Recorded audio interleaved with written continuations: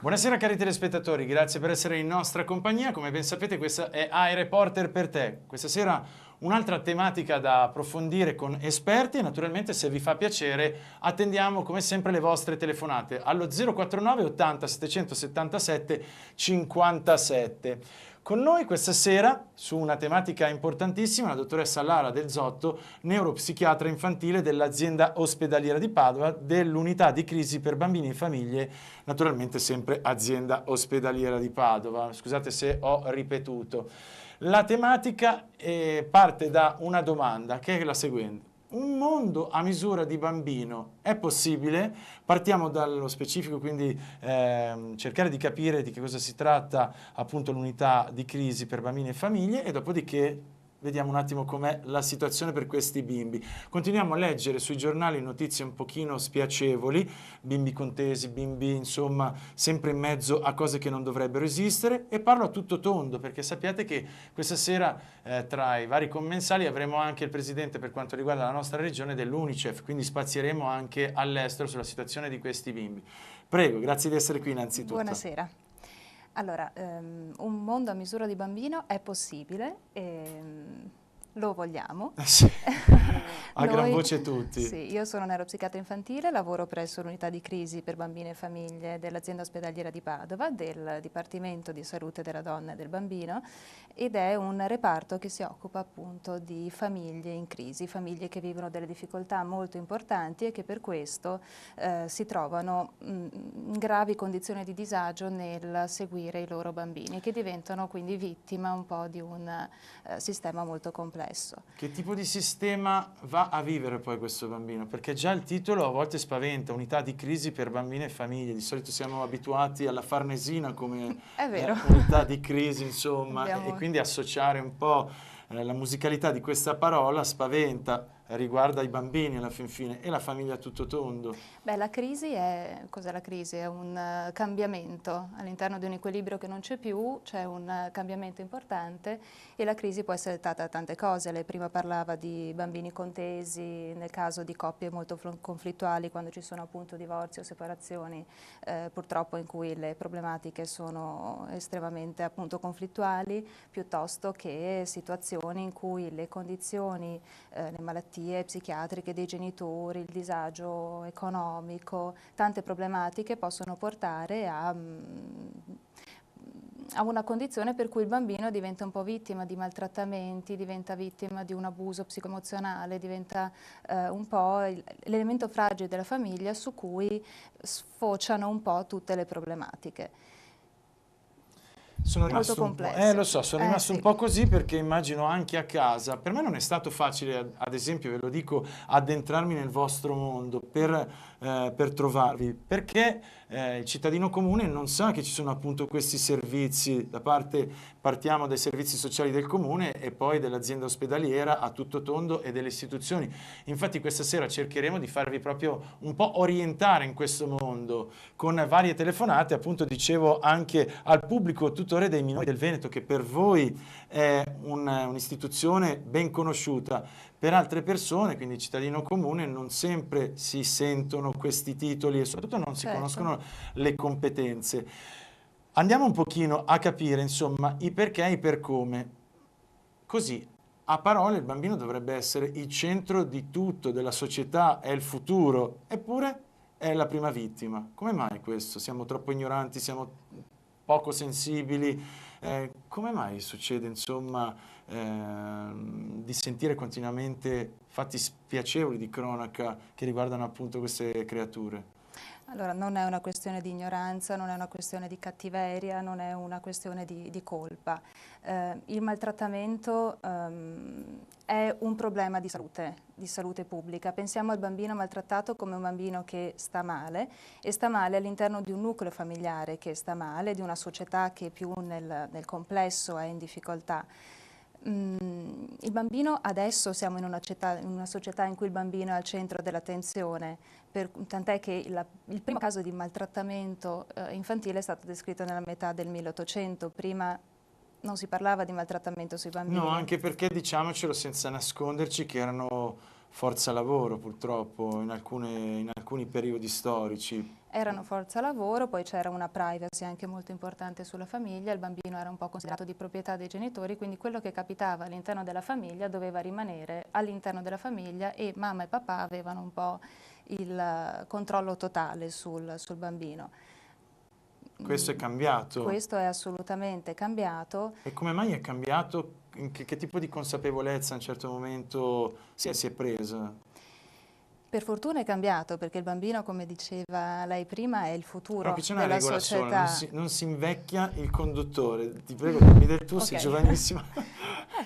Dammi del tu, ti prego, prego. E adesso appunto si parla di salute inteso come benessere psicosociale del bambino, Sì. quindi il suo benessere fisico innanzitutto, perché il maltrattamento purtroppo è la prima causa di disagio psichico dei bambini, quindi provoca psicopatologie, provoca disturbi del comportamento, disturbi legati appunto alla sfera psicologica, ma è anche una causa importante di malattie organiche, dai disturbi dello stomaco, della pancia, la cefalea, tanti altri problemi. Perché il bambino, cioè noi tutti siamo un tutt'uno, mente e corpo, e tutto quello che subiamo fin dall'infanzia e anche prima, dalla gravidanza, ce lo portiamo poi avanti. Quindi ecco, parliamo di salute, parliamo dell'importanza del bambino, perché quello che capita nell'infanzia, quello che ci succede poi ce lo portiamo assolutamente, tant'è che un bambino purtroppo diventa il centro dell'attenzione della famiglia, diventa un po' il centro delle storie personali di entrambi i genitori, si possono avere le ripercussioni di quella che è la relazione che si viene a instaurare tra i genitori e anche di quelle che sono le influenze della società, per cui ci sono tanti fattori di rischio, problemi economici, anche i grandi cambiamenti che intervengono all'interno di una famiglia, le psicopatologie, appunto dicevo, quando non so, molto comune è la depressione materna che spesso sottovalutiamo. Adesso se ne parla, anche questa fino a qualche decennio fa non se ne parlava molto. È vero, però... è vero. E soprattutto ho sempre detto che noi uomini su questo campo ne sappiamo veramente zero, non riusciamo a capire il disagio e spesso commettiamo l'errore di lasciarvi da sole proprio in un momento delicato dove c'è bisogno sia di parlare che di vicinanza.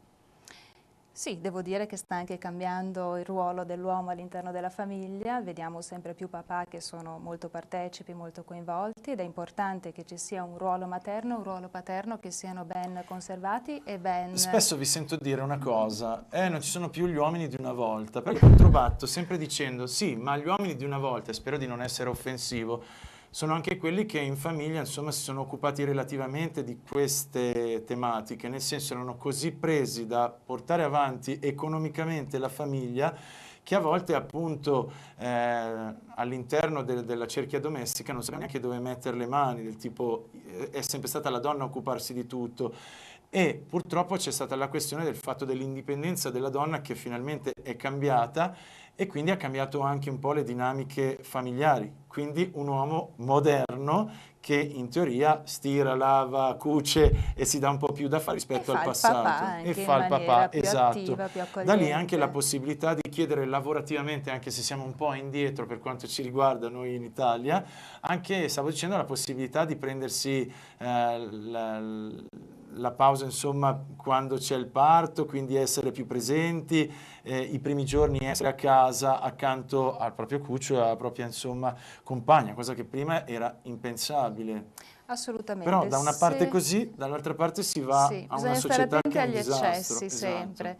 E se posso ripetere il tema, il termine della crisi dell'uomo moderno, forse all'interno della famiglia la crisi dell'uomo moderno può essere intesa come un papà che non sia più normativo all'interno della famiglia. Cosa vuol dire normativo? Normativo nel Cosa senso intendi? che dia le regole. È importante per i bambini avere le regole, è fondamentale sapere cosa può fare, cosa non può fare, cosa è giusto, cosa è sbagliato, perché costruisce un po' la strada su cui lui stesso poi costruisce i suoi valori, impara, e questa è un pochino più la funzione paterna. Nel Io senso sono che... pienamente d'accordo su questo tipo di Però... discorso. Poi però ti devi confrontare, voi mi conoscete, sapete che sono schietto, con le suocere e con un altro tipo di settore che ti dice come sei severo, come sei troppo di polso, è un bimbo, una bimba, lascia che faccia. Però vedete, le regole sono importanti, sì, però perché ecco, poi la non ci severità sono. serve l'autorevolezza. Cioè il bambino non deve essere cresciuto con l'autorità, non deve essere cresciuto con le violenze, non deve essere No, beh cresciuto in certo, no, maniera però con le regole svalutante, sì. però deve essere cresciuto comunque da persone anche autorevoli che sappiano dimostrare con l'esempio prima di tutto e poi con delle regole che siano ferme, che siano sempre costanti, quelle che sono le cose che il bambino deve imparare, perché anche cambiare in continuazione le regole per il bambino è assolutamente destabilizzante, confonde. Tutti saremmo confusi nel capire che una cosa, nel sapere che una cosa adesso funziona così e dopo funziona in un altro modo. Si perde poi la capacità di Però vedi discriminare, l'immagine no? che ho messo, anche se poi la famiglia funziona e non c'è una separazione, quindi un momento di crisi familiare come stiamo rimarcando, c'è questo stile tipico del tipo non si riesce mai a essere uniti sulle decisioni. Allora fai così? No, fai cosà, non ti preoccupare, ci penso io. E questo crea confusione e crea poi una società, adesso sto esagerando, ma più o meno ci siamo, di ragazzi che non sanno mai rispettare veramente la regola e anche un po' indecisi, insicuri. Attenzione che abbiamo una telefonata da parte del pubblico da casa, basta appoggiare questo all'orecchio. Pronto Adriana? Pronto? Pronto? Signora Adriana? Sì, sono io, grazie. Signora Adriana, io Sì, se lei vuole fare devo dire una domande, cosa. Lei ci prego, stava a lei. chiedendo, mi ha detto che non ci sono più gli uomini di una volta. Sì, ho detto questa Ma ci frase, siamo lo mai chiesti ammetto. se ci sono le donne di una volta? Non ho Dire capito. Magda? Adriana, non ho Se pensa capito. che ci siano Cioè, le lei donne di si una chiedeva volta. prima, non ci sono più gli uomini di una Sì. volta. Ci sono le donne di una volta? Ce ne sono? Esistono ancora? No, penso di no. Ecco, bravo.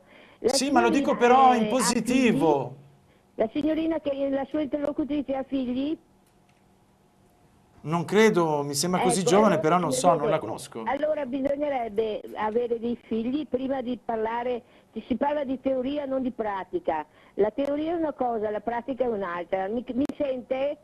Sì, Adriana, ma come mai contesta Sentiamo. questa cosa? E io lascio No, no, no, comunque no, la no, le difesa. contesto per il semplice motivo, non sto contestando, Sì, danno giudizi che insegnano alle persone come tirare sui figli.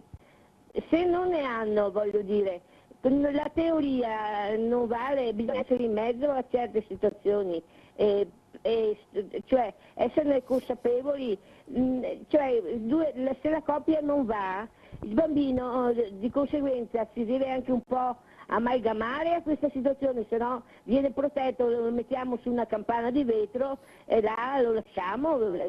Ha capito? Mi ha capito? ho capito il suo Adriano? discorso, però adesso faccio controbattere, insomma, la dottoressa Lara Del Zotto per far capire che, insomma, non è il fatto di No, essere no, no, ma madre o non madre cioè bisogna avere le vedute un po' più ampie, ha capito? Questo è il discorso, Va perché bene.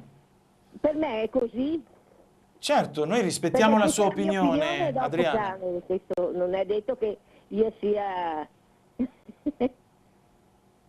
Certo, Va la bene? scienza infusa si dice di solito. Sì, Grazie, infatti. Adriana. Grazie a voi.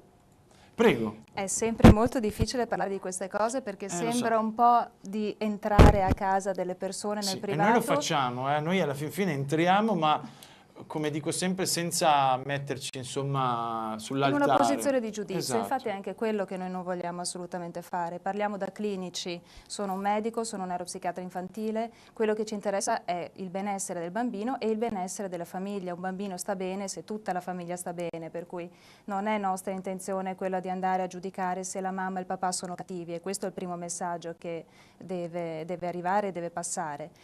A noi interessa che il bambino stia bene e sicuramente il bambino sta bene se possono star bene anche i genitori, per cui è proprio il compito anche del nostro lavoro. In genere seguiamo il bambino e con lui seguiamo i genitori, per cui nella nostra equipe ci sono figure professionali diverse, c'è un medico, la nostra responsabile è una pediatra, medico di comunità, ci sono delle psicologhe che si occupano sia dei bambini che dei genitori e compito nostro è quello di prenderci cura, ma davvero senza andare a giudicare. Noi siamo dei clinici, il compito del giudizio spetta sì, non è che dettate le regole e non c'è un glossario dove uno possa dire allora per far bene il papà e la mamma bisogna fare così, così, cosà.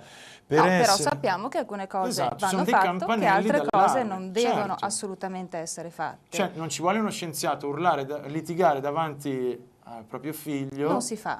Allora quando succede, ahimè, quando succede cerchiamo di capire perché è successo e aiutare questi genitori affinché non si ripeta più. L'interesse primo è che il bambino rimanga all'interno della famiglia e che si cambi. La crisi può essere anche un momento positivo. Se prima c'è un equilibrio che non va bene, la crisi come cambiamento può essere anche l'occasione per mettersi in discussione, per fare un lavoro su se stessi, per fare un lavoro con il proprio compagno o la propria compagna, con il proprio bambino e migliorare le relazioni all'interno della famiglia. Voglio anche dire alla signora Adriana, che ringrazio per aver telefonato, che spesso la coppia non riesce assolutamente a trovare il dialogo.